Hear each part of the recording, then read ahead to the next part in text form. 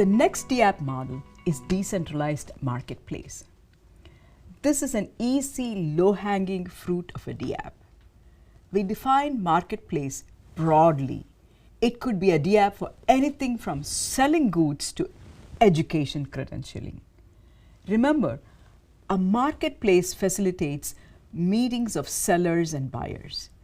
You can build a marketplace platform where decentralized buyers and sellers, those unknown to one another, can meet and exchange items with a payment and transaction recorded on any of the established blockchain technologies such as Bitcoin or Ethereum. You can always use Bitcoin as a payment system for the global marketplace you build. Is there a sample smart contract code for supporting buying or selling? Yes, there is. An example is Safe Remote Purchase smart contract in purchase.sol in the Solidity documentation. One more Dapp to discuss is FinTech. FinTech, short for financial technology, has great potential for innovative Dapps. This domain ranges from decentralized investment instrument to micropayment channels.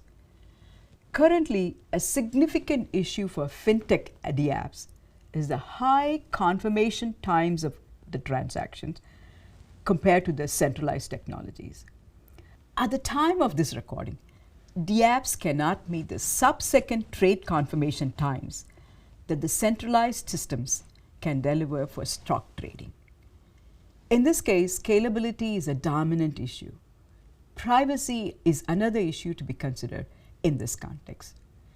Regulation and policies of the US Securities and Exchange Commission, SEC, and the counterpart organization in many countries have an effect on the FinTech Dapps and their development. Security, privacy, safety, and fraud prevention are major issues.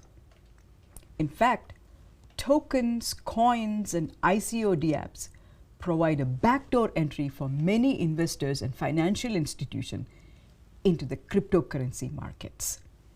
In summary, in this lesson, we looked at a few of the Dapp models.